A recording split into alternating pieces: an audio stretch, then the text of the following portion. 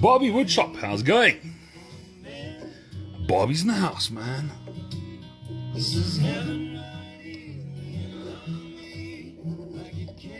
So I thought, seeing Red Dragon, how's it going, bud? Oh, man, I really honestly need to invest in a new set of shop speakers, right? These ones will change their volume by themselves. But they are fairly old. When I say fairly old, they're about, oh man, maybe 18 years old. So what I'm doing is obviously I am filing. Yeah. So what we have on these is, oh come on, this is now driving me nuts.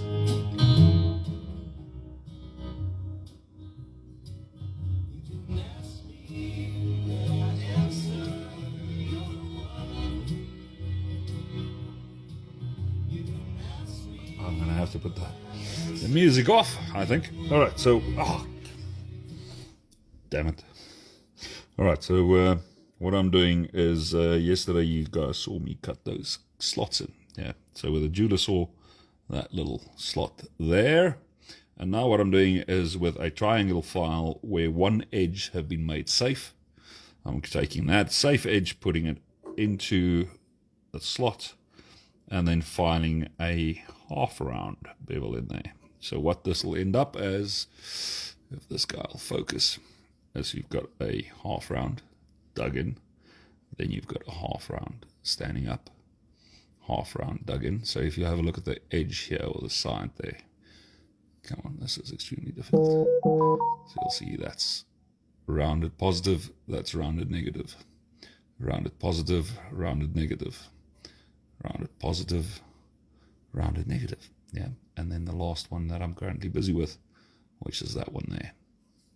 So let's do this. So you got the safe edge in the little slot there, and then just file the other corner.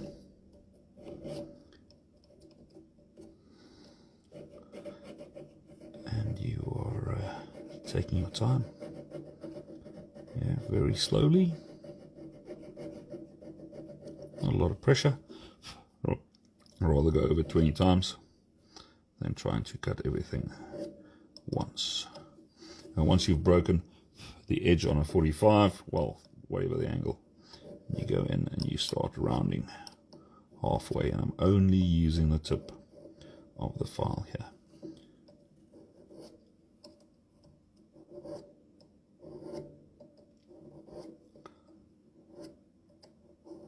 And obviously I'm working to the bottom of that little cut that I've made. So it's slow. I wouldn't call it tedious work, but it is slow. But I don't mind. It's the last one.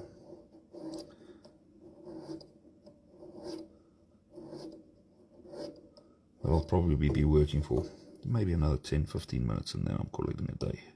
Oh, come on. I spent pretty much the entire day just cleaning up the shop. So I've been doing this on off in between the cleaning, and that's why my hands are so extremely dirty. So at this point I can still work with dirty hands because I haven't started sanding the wood yet. It's always better, obviously, working with cleaner hands. Now, I need this safe edge on the other side. Oh, come on.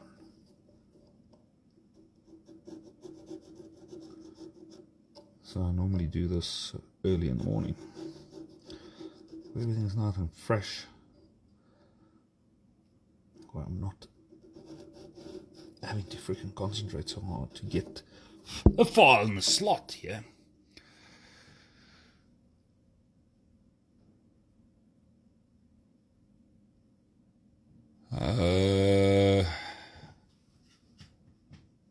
This rest. This is called a jeweler's bench vise. Yeah. So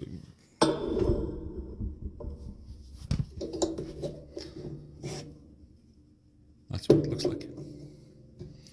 Done. Normally this peg is about up to there, so this oak is about probably 12 years old already. Did a bit of silver wire inlay on there the other day to a bit of practicing. Yeah. So let's get this guy back.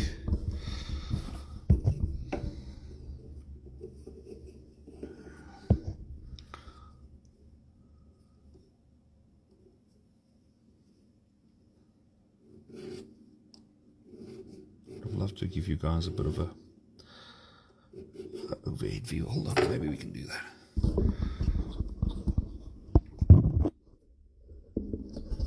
There's so many freaking lights in the way at the moment.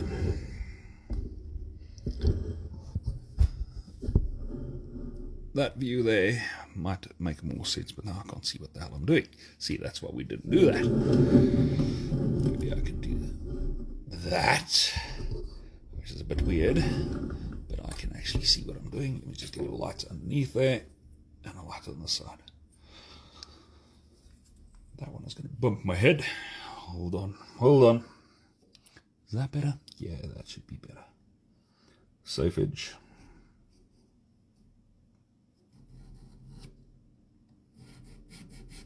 So, normal triangle file where just one of the flats have been ground off. Obviously, I don't want to go and file that little rib. And that also sharpens up at least one of the triangles, because these files are really cheap ones. So the triangle there, for instance, that one there that hasn't been safed, that isn't actually sharp. So as soon as you do a sharp edge or you safe an edge, the triangle becomes extremely sharp, which is obviously what we're looking for here. Sharp little corner.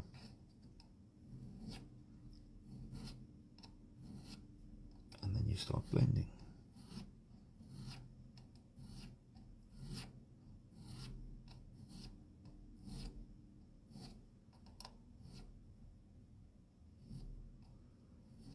And you obviously did the file do the work.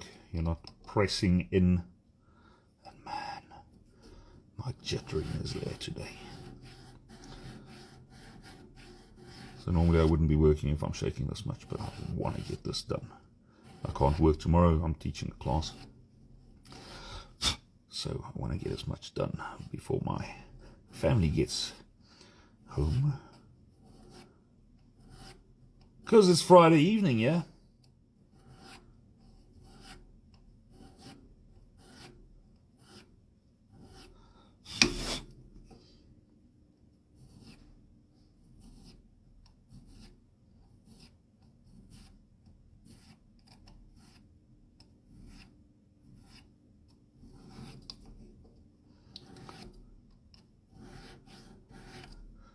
Doing this without music is really irritating, man.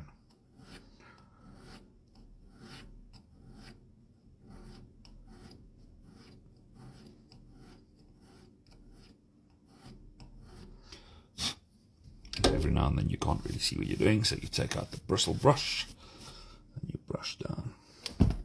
Make sure that I got straight into the little corner, and it's a nice little sharp little corner at the bottom there.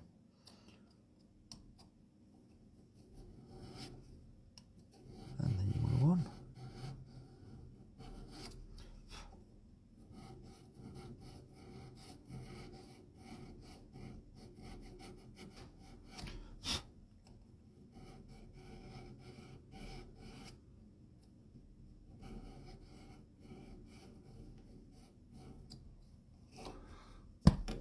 Maybe I can do that, which will get the image out of the freaking comments, right?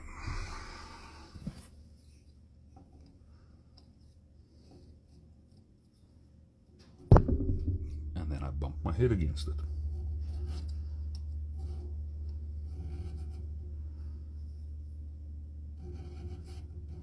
And you can immediately feel when I don't have that safe edge on the corner. You can immediately feel it, man.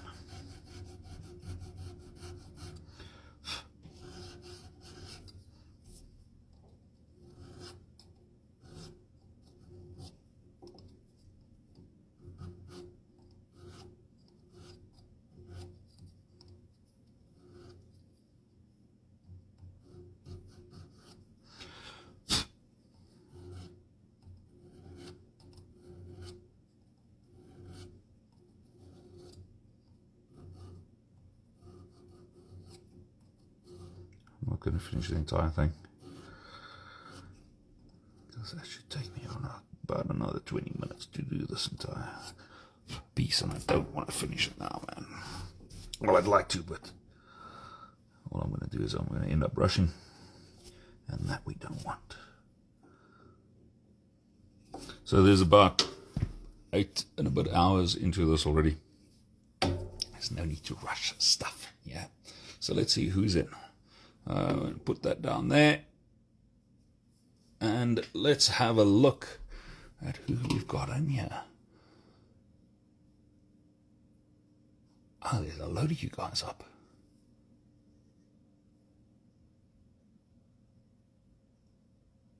Have fun, buddy. Has anyone got any questions? Yeah, please shoot, man. Hey, Jack, how's it going, buddy? Yeah, man, that trick with the triangle file is a must. It's an absolute must. Oh, excellent. Excellent. You're going to fire up your braai. Dude. I said, like I mentioned on Facebook, you're going to make me move in, buddy. Have a good one. Same to you, brother.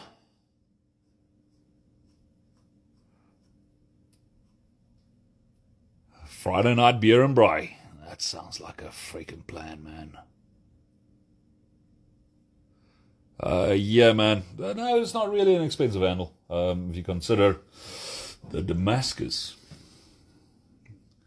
there is 12 welds in this. No, not 12. 7 welds. 7 individual welds in that mosaic. So if you take that mosaic with the time spent on this is 2 weeks with my time so far. But I don't keep track on hours. It's just this one is now going on day 3, so it's about 8 hours. Yeah, about 8 hours. But we're getting there. We are getting there. So I might as well put this baby together.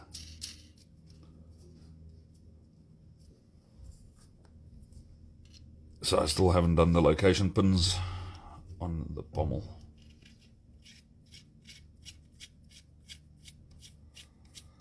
But we'll tighten it down and you guys can get an idea of where we're going with this. Yeah. So there we go. Take this up a tad.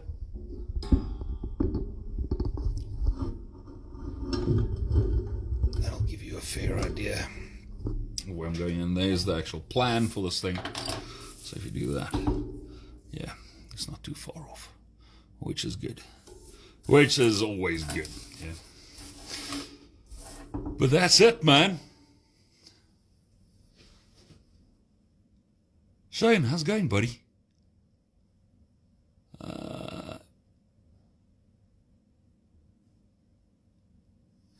So how long after I started making knives? I've been making knives for the 1st of August. It'll be 13 years. Daggers, I started doing. Made my first dagger about 3 years in. And got hooked on it, man. And started making them more regularly. But for the last I'd say from 2016, I started doing daggers more often. But for the last 2 years, so since 2018, I think might have made 5 other knives that weren't daggers. Not just daggers, man. Daggers and rapiers. Rapiers. Daggers and stilettos. That's what I do.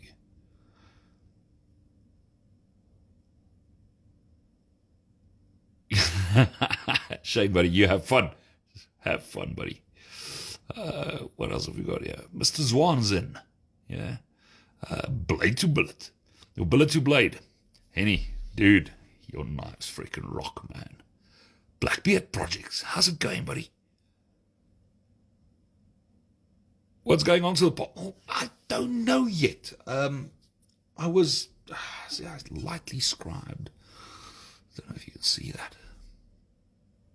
I lightly scribed a little outline there. Yeah. so I'm contemplating at this point whether I'm going to do a sterling silver plate that I'm going to sit on there that's obviously recessed and then counted and, or whether I'm actually going to do that in bronze. I don't know. But what I do want to do on the quillins over here is just lightly engrave just a little double outline on there, on that side, obviously on the flip, and then on those two. And I would like to replicate that entire thing here, but I would also like to just thicken it up ever so slightly. See there? But now the thinking was the spacer is too big. I made it too thick, too broad. So there should be a 0.5 mil gap, not a 1 mil gap. So this thing needs to, in diameter, pull down a millimeter, and the second one should actually be smaller. So it should recess, pretty much like that shape in there should happen back here. So that isn't the final. Yeah, so once I've got all that done, I might redo the front spacer. I don't know, so it all depends on what I'm doing at the back there. I might redo that. Because in my drawing over here, the front spacer is it. Yeah, but that is a stock standard front spacer that I just use for assembly. Where this one here, the front part, that there, should be slightly bigger than the back part. Yeah, which will carry over that width. Oh, you guys can't see. That width there will be carried over to that spacer over there, and then step down to that size there to give me that nice little throat over there. Yeah. And then I want the same thing here, going from a larger to a slightly smaller, and done. Nice! Is that my new headset? Is that my new headset? I just want to take the price, because that is ridiculous. That is friggin' expensive, man. Alright, so we'll take the price off. I've got my eldest son just shoved under my nose. He's been saving for quite a bit of time for this. Now I get your old ones. Yeah, that's the way it works, man. He upgrades and I get the loot. Apparently not. But yeah, that is the whole idea behind this. Thank you. But that is it. Yeah. Okay, so the family's here. I'm calling it a day. You guys have fun. Thank you for popping in. Yeah. Not making 101. Thanks, buddy. It's appreciated, man. All the way from Brazil. Thank you. Yeah, that's about it. So, yeah, I think I'll save this as an IGTV. Why the heck not? Thank you for popping in. Thank you for spending a bit of time in the shop here. Have fun, and we'll probably catch you guys again tomorrow during class. Why not?